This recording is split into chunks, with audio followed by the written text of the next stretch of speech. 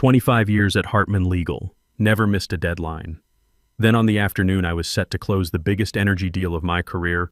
I got fired by someone who couldn't spell fiduciary just because her last name matched the one on the building. What she didn't know was I was the only reason 63 Fortune 500 clients stayed, and she just handed me the keys to her own destruction.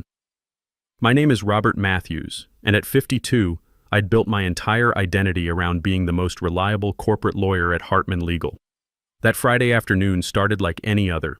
Coffee at 6:30, desk by 7, reviewing the Caldwell Industries acquisition documents for what had to be the 30th time. $85 million.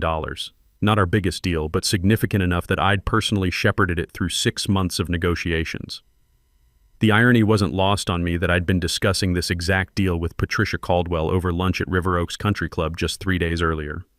We'd been sitting on the terrace overlooking the 18th green, and she'd mentioned how much the board appreciated having someone they could trust with their most complex transactions. "Rob, you know how many lawyers I've worked with over the years," she'd said, cutting into her salmon. "Most of them treat us like a transaction number. You actually understand our business." That conversation felt like a lifetime ago now, staring at the email notification that popped up at 4:15 p.m. Not from my direct supervisor, Thomas, who was in depositions all week, from Ashley Hartman. "Please come to my office immediately. Ashley, 29 years old, Wharton MBA, daughter of our founding partner."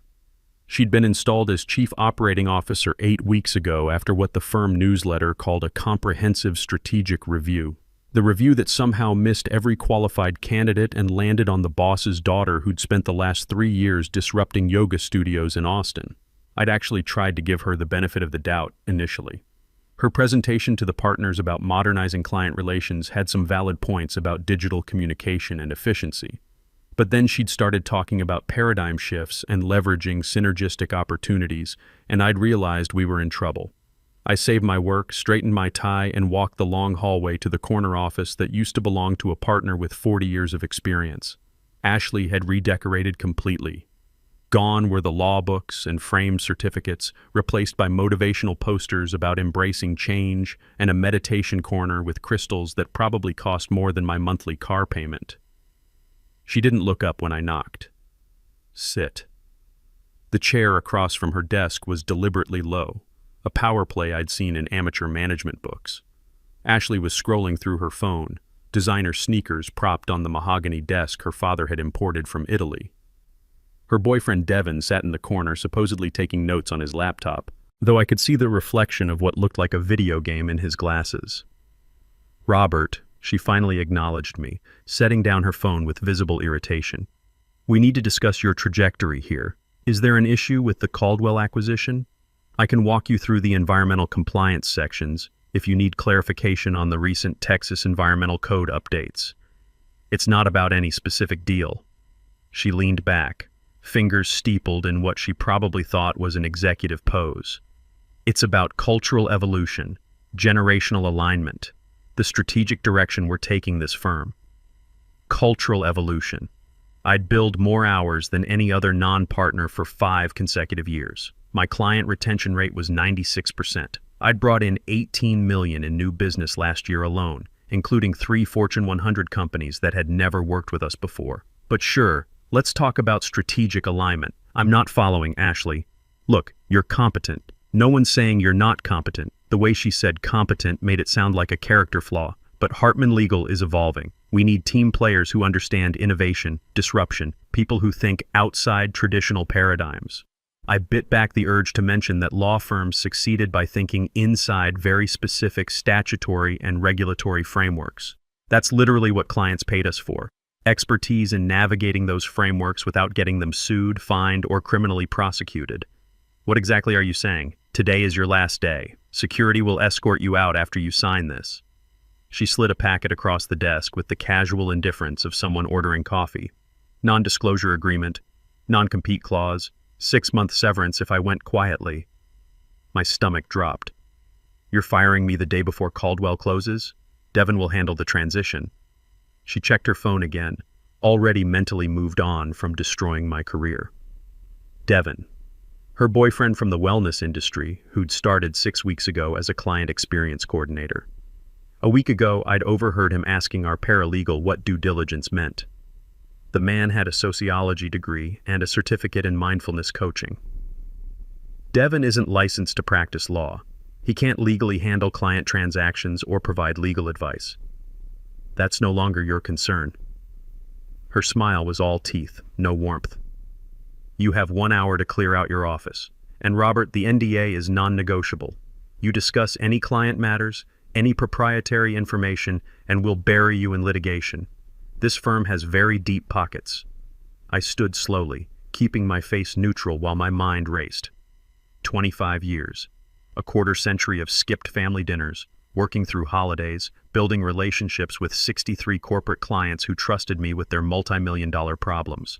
25 years of creating systems, templates, and processes that this firm ran on. My name wasn't on any public documents, but my expertise was embedded in every major deal. Think about my daughter Sarah's spring tuition payment, $40,000 due in 6 weeks. Think about my son Michael starting at UT in the fall, another $30,000 annually. Think about my mother in the assisted living facility, $3,500 monthly for her care. Think about the alimony payments to my ex-wife that don't stop until I'm 65.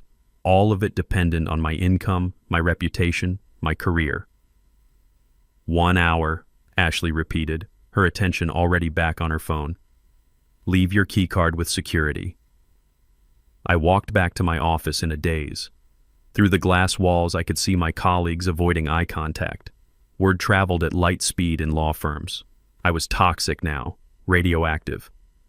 1 hour to pack up 25 years. I pulled out my personal laptop, the one I'd used for late-night work when the firm's ancient systems crashed. My personal phone, with numbers I'd accumulated over decades of client relationships. My handwritten notes, the kind of institutional knowledge that couldn't be digitized. My reference books with margin notes from hundreds of deals. My coffee mug that said "World's okayest Dad," a Father's Day gift from Sarah when she was 12. What they couldn't pack into boxes were the relationships I'd built. The personal cell numbers in my phone, the trust earned through countless hours of meticulous work, the industry knowledge accumulated over a quarter century of energy sector deals, regulatory compliance, and crisis management. As security watched me fill bankers' boxes, I thought about Patricia Caldwell, about how their CEO had specifically requested me after I'd saved them from a catastrophic regulatory violation 3 years ago, about how she'd invited me to her son's wedding last spring, about how she had no idea that Monday her $85 million acquisition would be handled by someone whose biggest legal experience was reading wellness blog posts about contract law.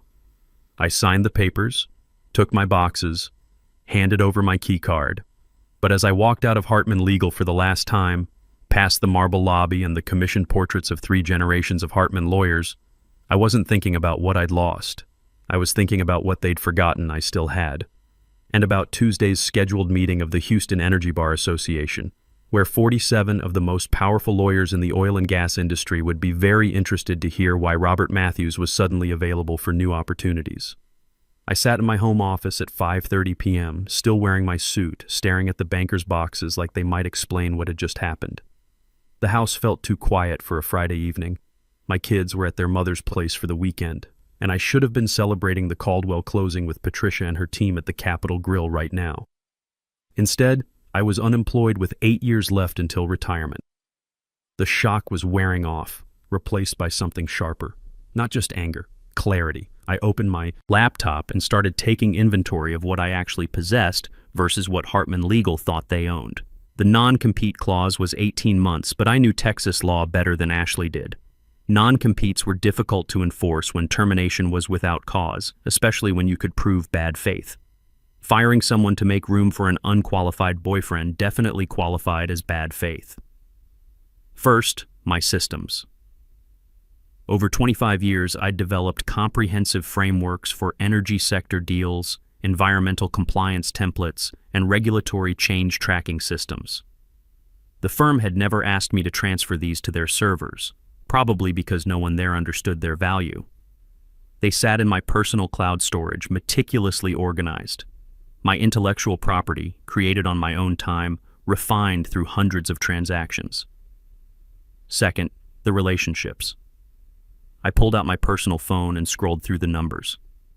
Patricia Caldwell, Mike Thompson from Lone Star Energy, Sarah Rodriguez at Gulf Coast Holdings. 63 CEOs, CFOs, and general counsels who had my direct line because Hartman Legal's official channels meant waiting 3 days for a callback. These weren't just business cards from networking events. These were relationships built over decades. People who'd invited me to their daughters' weddings, who called for advice on everything from contract terms to their kids' college choices, who trusted me with their corporate secrets because I'd proven myself through years of crisis management and weekend emergency sessions. Third, the industry connections that Ashley clearly didn't understand.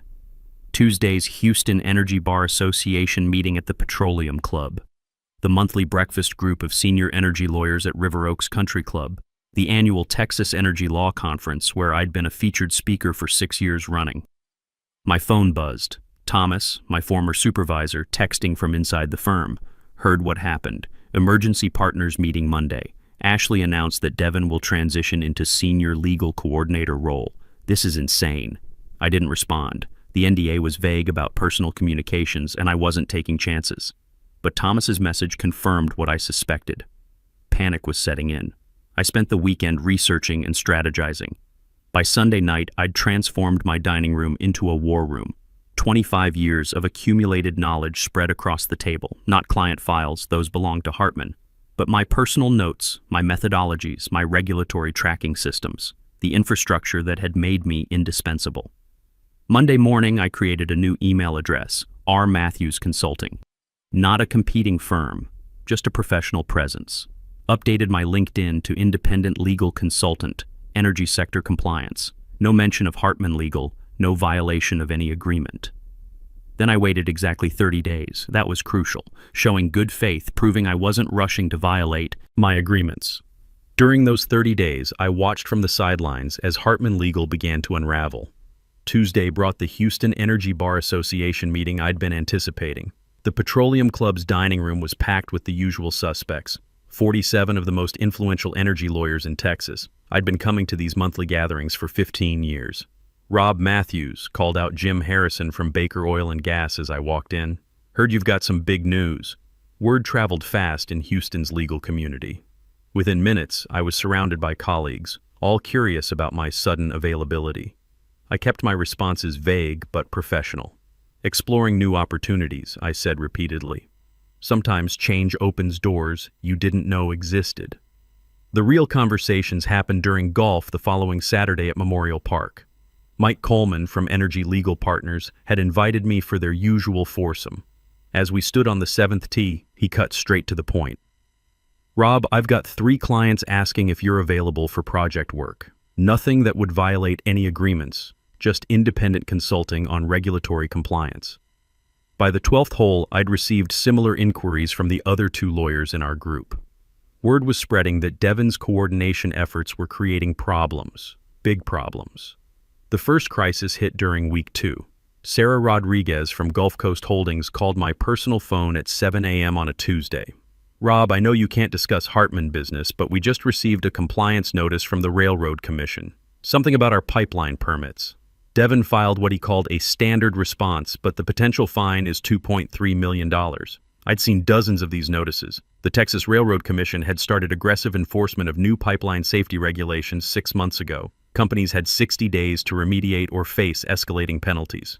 Sarah, I can't provide legal advice without proper representation, but as a friend, I'd suggest you get specialized pipeline counsel to review that notice immediately. Can you recommend someone? Send me the notice. No charge for a friend to take a look and point you in the right direction. The document arrived within minutes. One glance told me everything. Gulf Coast's pipeline monitoring systems weren't compliant with the new federal standards. Devin had filed a boilerplate response completely missing the technical compliance requirements. They had 12 days left to fix a problem that would take 30 days minimum to resolve properly. Sarah, you need emergency pipeline counsel today. This isn't routine paperwork. You're looking at potential criminal violations if this isn't handled correctly. By Thursday of week 3, I'd received similar calls from 8 other clients. Each crisis followed the same pattern. Complex regulatory issues, Devin's incompetent responses, millions in potential exposure. Week 4 brought the call I'd been expecting. Patricia Caldwell, her voice tight with controlled fury. Rob, the Caldwell acquisition closed, but there's a critical environmental disclosure issue. Devon missed a new EPA requirement that went into effect last month. We're looking at a $12 million liability that should have been identified during due diligence. Our board is demanding answers, the environmental disclosure. A new EPA requirement that had gone into effect 3 months ago. I'd flagged it in my personal deal notes, but those notes were in my files, not Hartman's system.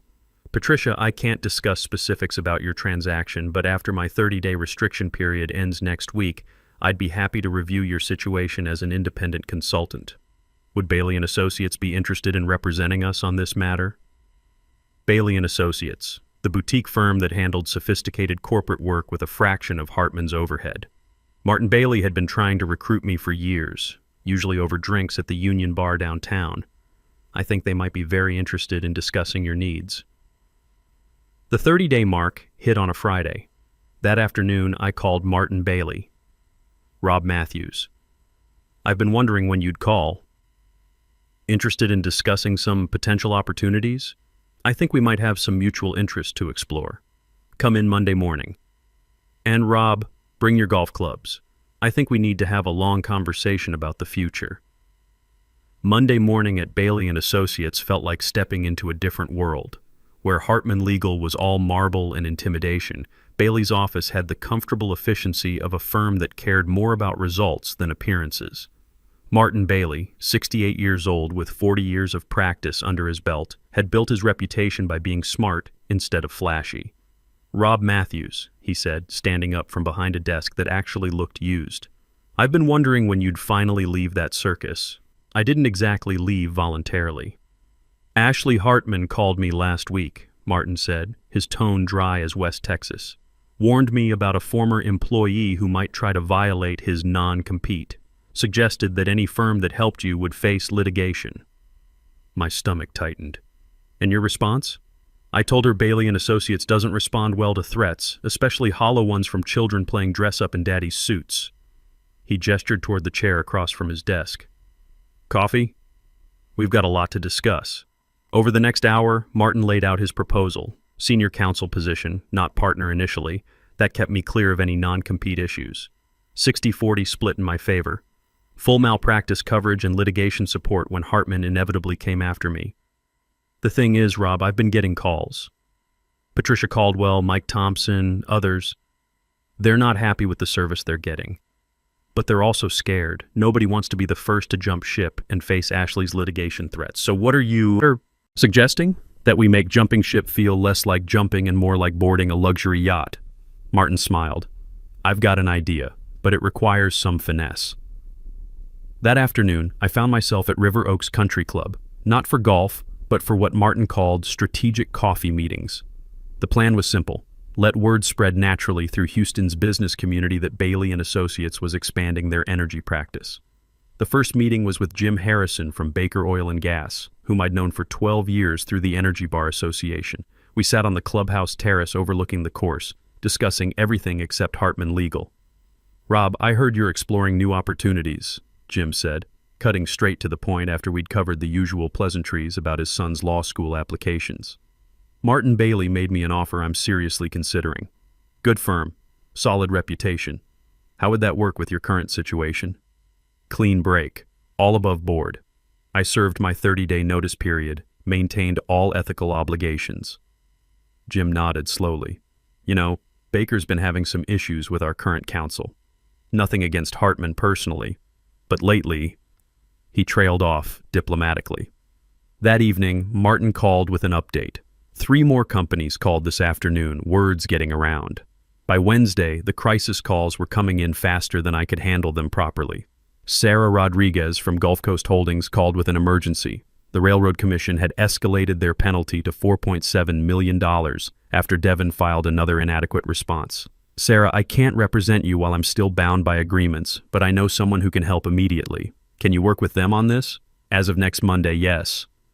That same day, Patricia Caldwell called with worse news. Rob, the EPA is opening a formal investigation into the Caldwell acquisition. They're claiming we knowingly concealed environmental liabilities. This could trigger criminal charges. For the first time in our conversation, I heard fear in her voice. Patricia Caldwell was one of the toughest executives in Houston, the kind of woman who'd built a billion-dollar company from her father's struggling pipeline business. If she was scared, the situation was genuinely dire.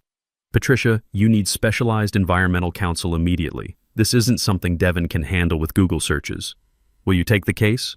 I'll be at Bailey and Associates starting Monday. We can discuss representation then. Thursday brought the call I'd been expecting but dreading. William Hartman himself. Robert. The voice was older than I remembered, strained in a way that made me think he'd been getting similar calls all week. We need to talk. Mr. Hartman, how can I help you? You know exactly how. My firm is hemorrhaging clients. 23 companies have terminated our representation in 2 weeks. This has to stop, sir. Those companies made their own decisions about legal representation. I haven't solicited anyone. Don't insult my intelligence. This is coordinated. This is revenge. I thought about Ashley and her meditation corner, about Devin playing games while deals collapsed, about 25 years of loyalty repaid with humiliation. Mr. Hartman, this is consequences. Your daughter replaced me with someone who thinks pipeline safety regulations are bureaucratic suggestions. A long pause. When he spoke again, his voice was smaller. I'll handle Ashley. Come back. Name your terms. Full partnership, your own division, whatever you want. It's too late for that. It's never too late. I built this firm from nothing. I won't watch it die because of my daughter's mistakes. You should have thought about that before you let someone who views law as disruptive innovation run your practice. Robert, please. What do you want? Money? Clients? I'll give you anything. The desperation in his voice was genuine, and for a moment I almost felt sorry for him. William had built something impressive over 47 years. But he'd also made the choice to step away and leave it in incompetent hands. I don't want anything from you, Mr. Hartman. I just want to practice law competently for clients who deserve better than what they've been getting.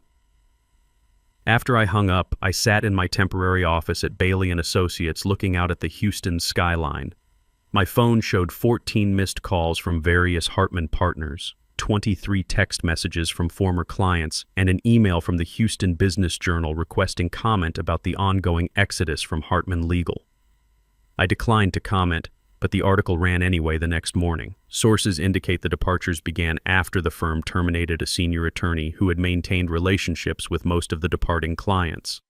They didn't use my name, but every lawyer in Houston knew exactly what was happening. By Friday afternoon, Martin was grinning like a man who'd just won the lottery. 31 companies have either terminated Hartman or requested proposals from us. 31 out of what, 63 total clients? Something like that. Rob, I've been practicing law for 40 years. I've never seen anything like this. It's not just that they're leaving Hartman, they're specifically asking for you by name. That evening, Thomas texted me from inside the collapsing firm.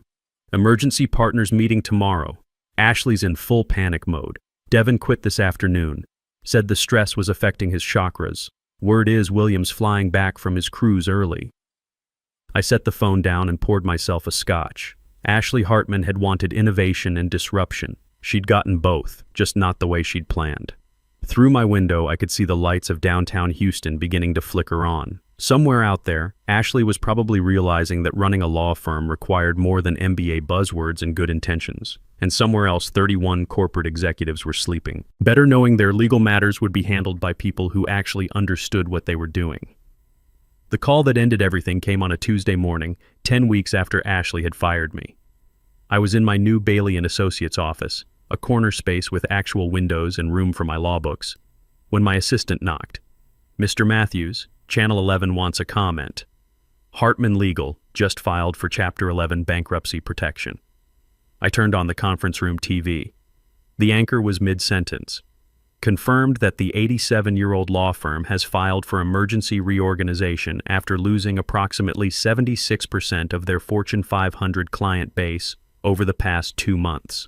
The firm's rapid decline is attributed to what sources describe as catastrophic management decisions by recently installed leadership. The screen showed Ashley Hartman outside the federal courthouse, flanked by lawyers from Bradford and Associates, the firm that specialized in corporate crisis management. She looked nothing like the confident MBA who'd fired me 10 weeks ago. The designer clothes were gone, replaced by a conservative suit that seemed borrowed. Dark circles under her eyes told the story of someone who hadn't slept properly in weeks. For a moment, I almost felt sorry for her. She was still just 29 years old, thrust into a position she'd never been prepared for, surrounded by advisors who were either incompetent or afraid to tell her the truth. No comment, she repeated to reporters, but one journalist persisted. Ms. Hartman, is it true that unlicensed staff were handling multi-million-dollar transactions? How do you respond to malpractice claims from 18 different companies? Ashley made the critical mistake of stopping, of trying to defend decisions that were indefensible. This is a coordinated attack orchestrated by competitors who— Are you referring to Robert Matthews, the attorney your firm terminated 10 weeks ago? Another reporter interrupted. This isn't about any individual. Sources indicate Mr. Matthews was responsible for maintaining relationships with most of the clients who have since departed. Can you comment on the circumstances of his termination? Ashley's composure finally cracked. We made strategic decisions about the future direction of the firm. Sometimes that requires difficult personnel choices. The camera zoomed in as she essentially confirmed on live television that my firing had been a strategic decision rather than performance-related, potentially undermining any remaining legal claims they might have had against me. Martin Bailey appeared in my doorway, shaking his head. She just made her lawyers' jobs 10 times harder. It's painful to watch, I said. And it was, not because I felt vindicated, but because watching a century-old institution collapse was genuinely tragic, regardless of who caused it. My phone rang. William Hartman, for the 3rd time this week. Robert.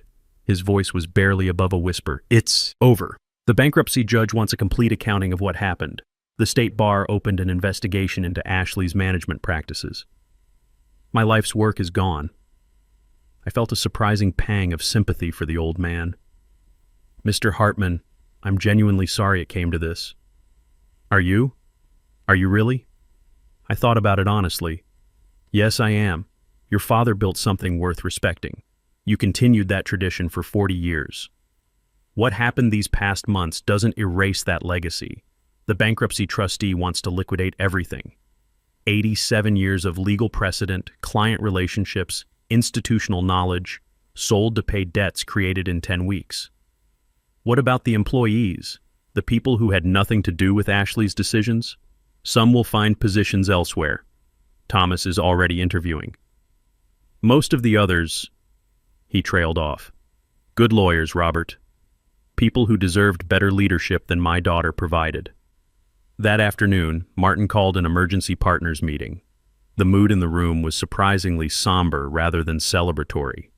Hartman's bankruptcy trustee approached us about acquiring their energy practice assets, Martin announced. Client files, research databases, that sort of thing. But more importantly, they want us to consider hiring their displaced attorneys. How many people are we talking about? Asked Janet Walsh, our senior litigator. Potentially 14 lawyers, 6 paralegals, support staff. They're good people caught in a bad situation. Over the next week, I found myself in the strange position of interviewing my former colleagues. Thomas was first, looking older than I remembered, but relieved to be away from the chaos. Rob, I owe you an apology, he said, settling into the chair across from my desk. I knew what Ashley was doing was wrong, but I thought I could manage the damage until William came back.